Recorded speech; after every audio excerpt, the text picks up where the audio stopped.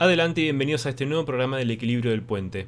Nos encontramos transitando Pesaj, la festividad judía, así que hablaremos un poquito sobre ella, sus orígenes, pero en particular sobre el Seder de Pesaj, la tradicional cena que se realiza a comienzos de esta, y el simbolismo que encierra.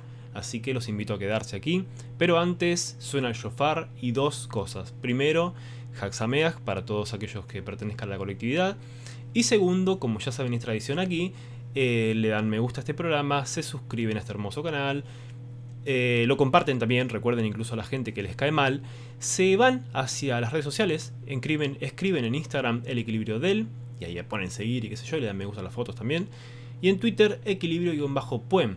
También recuerden que si están aterrizando un aeroplano o jugando al Monopoly, pueden escuchar este programa en formato podcast en Spotify. Y si están en Spotify, se van para YouTube, así disfrutan por completo de estos hermosísimos programas.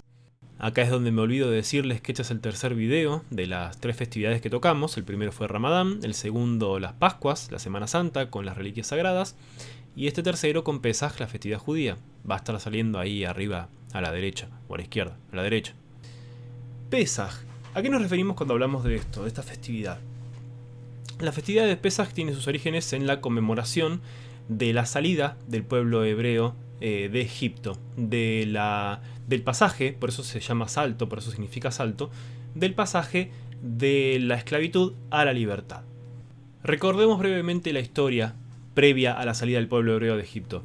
Estos se encontraban esclavizados, según la Torá, el Antiguo Testamento, allí, por el faraón. Aparece la figura de Moisés, que es criado también como hermano, como medio hermano del mismo faraón, que no se explica exactamente cuál es, digamos, en la Torá no aparece un nombre como tal, pero que posteriormente se lo ha situado en la época de Ramsés II, un poco también como haciendo coincidir las fechas. Sobre esto no hay nada específico, pero, por lo tanto, seguiremos hablando, como el faraón, y no como Ramsés II en particular. Brevemente, Dios se le aparece a Moisés en forma de la zarza ardiente y le pide que vaya y hable con el faraón para que él liberara a su pueblo. Obviamente cuando Moisés va, el faraón no está muy en la tarea de ceder a esto, por lo que hace un poquito de oídos sordos al pedido de Moisés. Pero Moisés le avisa que va a tener represalias. Entonces Dios, y obviamente ante la negativa del faraón y la continua insistencia de Moisés, envía una a una las famosas 10 plagas. Cada una de estas plagas era más o menos un castigo equivalente a los sufrimientos que los egipcios habían provocado a los judíos. A saber, tenemos en primer lugar la transformación del agua en sangre, porque los egipcios habían prohibido el baño ritual en sus aguas. Luego los sapos, porque los egipcios obligaban a los judíos a cargar todo tipo de insectos y roedores. Tenemos los piojos, porque estos habían obligado a los judíos a barrer las polvorientas calles, así que esta se convirtió justamente en piojos. Las fieras, porque los egipcios los forzaban a traer fieras salvajes para entretenimiento propio. La peste, porque a fin de quebrantar la vida familiar los egipcios enviaban a los hombres a los montes para cuidar del ganado, y por lo tanto este fue diezmado por la peste. La sarna, porque los egipcios los forzaban a calentar agua para sus baños, sus cuerpos se llenaron de ronchas. El granizo, porque los obligaban a plantar huertos. Las langostas, porque los obligaban a trabajar en el campo, así que estos fueron alimento de estos insectos. La oscuridad, porque oscurecieron la vida de los judíos con dura labor esclava. Y, por último, la muerte de los primogénitos, por haber tenido los egipcios la audacia de esclavizar a Israel, sobre quien dice el versículo, mi hijo primogénito es Israel. Por lo tanto, perdieron ellos mismos a sus primogénitos. Finalmente, y ante todo esto, el faraón se rinde, permite que se vaya el pueblo hebreo, y estos cruzando el Mar Rojo o el Mar de los Juncos, cuyas aguas se abren, cosa que ya conocerán, salen hacia la libertad. Yo les recomiendo leer, si un poco esto les puede resultar un poco pesado para leer, ir a leer la Biblia o el Antiguo Testamento o la Torá en este caso. Este libro de Christian Jack, a ver si enfoca bien esto, que se llama Ramsés, la dama de Abu Simbel, o Simbel. Este libro en realidad son 5 libros que forman la vida de Ramsés. Está novelado, entonces es muy muy fácil de leer, y Christian Jack es un arqueólogo, egiptólogo en particular. Justo este libro relata el trato entre Ramsés y Moisés y cómo intentaba convencer al que había sido su hermano, o había sido criado como su hermano, para que permitiera la huida de Egipto, la salida de Egipto de los hebreos.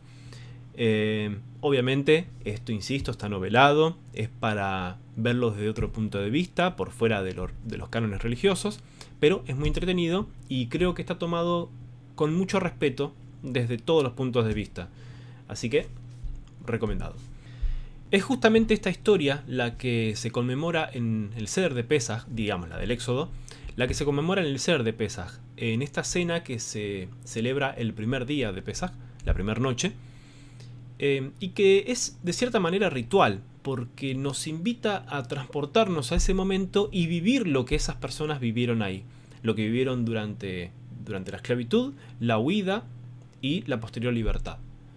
Para este fin se preparan ciertos alimentos e ingredientes que son simbólicos justamente para transportarnos a ese momento y que ahora vamos a ir viendo cuáles son y cómo son los pasos de esta cena, que por lo general son 15, pero que nosotros haremos una recorrida bastante rápida.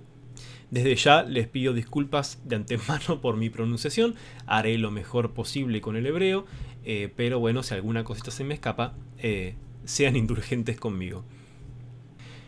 En primer lugar se toma un plato grande, una bandeja, un pedazo de tela y se colocan encima 3 matzot. Recordemos que matzot es el plural de matzá, que es este pan ácimo, sin levadura, que es solamente con agua y con harina, no se hace con nada más, porque es justamente el alimento que comían los judíos en esa época. Se envuelve estas matzot y encima se coloca la kehará, que es el plato del seder, el plato principal, y que tiene los 6 ingredientes simbólicos que ahora los vamos a ver. El primero es la seroa, que es un hueso de pollo asado del que se quitó la mayor parte de la carne, y que esto simboliza la ofrenda de Pesaj, no se come por supuesto. Luego la beitzá, que es un huevo duro que simboliza la ofrenda de la festividad. El maror, que es un rábano picante rallado o lechuga romana para usar como hierba amarga, que simboliza justamente la amargura y las penalidades de la esclavitud. El jaroset, que es una pasta hecha de manzanas, peras, nueces y vino. Las hierbas amargas se sumergen en esta pasta, que representa el mortero empleado por los judíos esclavos para construir los graneros y los edificios del antiguo Egipto. El karpas, un pedazo de verdura como por ejemplo cebolla o papa. Y el haseret, que son más hierbas amargas para usar en el sándwich de matzá maror que después veremos. También se utilizan vasos o copas de vino para cada persona, que al final, para cada uno, van a haber 4 copas de vino. También ahora lo veremos. Y por último, un plato hondo con agua salada. Recordemos que la idea del seder es que nosotros vivamos lo que vivieron aquellas personas a la hora de ser esclavas, de ser esclavizadas, y luego de salir de Egipto y conseguir su liberación. El seder comienza con la recitación del Kiddush, una bendición, en el que se proclama la santidad de ese día sagrado. Se hace con una copa de vino, que es la primera de las 4 copas que se han de beber. ¿Por qué son 4 copas? Bueno, porque según la Torá, los hijos de Israel tuvieron 4 grandes méritos incluso estando en el exilio. Primero, no se cambiaron los nombres hebreos. Segundo, continuaron hablando su propio idioma, o sea el hebreo. Tercero, conservaron un alto grado de moralidad. Y 4, mantuvieron su mutua lealtad. El uso del vino es porque simboliza alegría y regocijo. Recordemos que esto es un festejo más allá de recordar las penurias. Al beber las 4 copas de vino y comer la matzá a lo largo de la noche, uno se reclina hacia la izquierda para acentuar el hecho de que se es persona libre. Antes solamente las personas libres se daban el lujo de inclinarse mientras comían. Luego de esto viene la urhatz, que es la purificación, que es el lavado de manos que se realiza de manera prescrita, pero que es sin ningún tipo de bendición acostumbrada. Luego viene el karpas, el aperitivo, que es donde se moja un pedacito de cebolla o de papa hervida en agua salada y se la come, después de recitar obviamente la bendición de las verduras. El agua salada simboliza las lágrimas que derramó el pueblo hebreo en Egipto. Continúa la yahatz, que es cuando se parte la matzá. Se toma la matzá intermedia, recordemos que eran 3, y se la parte por la mitad. La parte más grande se la guarda para lo que después se utiliza como aficomán, que es como el postre, pero que en algunas familias, bueno en muchas, se utiliza para esconderla y que los niños la encuentren. Entonces de alguna manera se consigue que ellos estén atentos durante toda la velada y sean que un poco puedan absorber la tradición. Esto también conmemora la división del mar de Juncos o el mar rojo que se dio para que justamente los hebreos salieran de Egipto.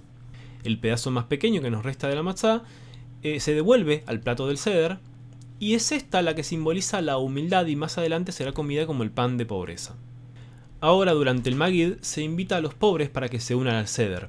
La bandeja se coloca a un costado, se sirve una segunda copa de vino y se formulan las tradicionales preguntas que por lo general lo hacen él o los niños presentes. ¿Por qué esta noche es diferente de todas las otras noches? ¿Por qué solamente matzá? ¿Por qué se moja la comida? ¿Por qué las hierbas amargas? ¿Y por qué estamos tan relajados y reclinando sobre almohadones como si fuésemos reyes? Las preguntas desencadenan el punto culminante de la ceremonia del Seder, la Agadá, o sea, el relato del éxodo de Egipto. La respuesta justamente incluye una breve reseña histórica, la descripción del sufrimiento que soportaron los israelitas, la lista de las plagas que cometieron los egipcios y la enumeración de los milagros. En este momento, la Rakhzá, una vez que se concluye en la primera parte de la Agadá y al beber la segunda copa de vino, obviamente reclinándonos, nos lavamos nuevamente las manos, pero esta vez pronunciando las bendiciones usuales.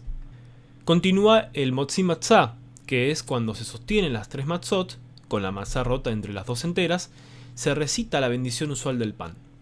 Luego se deja caer al plato la matzá de abajo y se sostiene la matzá entera de arriba y la matzá rota del medio, y entonces se pronuncia una bendición especial. Luego se quiebran por lo menos 28 gramos de cada matzá y se comen los dos pedazos juntos, reclinándonos. Luego se toma un poco del maror, que son estas hierbas amargas, se las introducen en el jaroset, que es la pasta hecha de manzanas, peras, nueces y vino, y se pronuncia la bendición, pero esta se come sin reclinarse.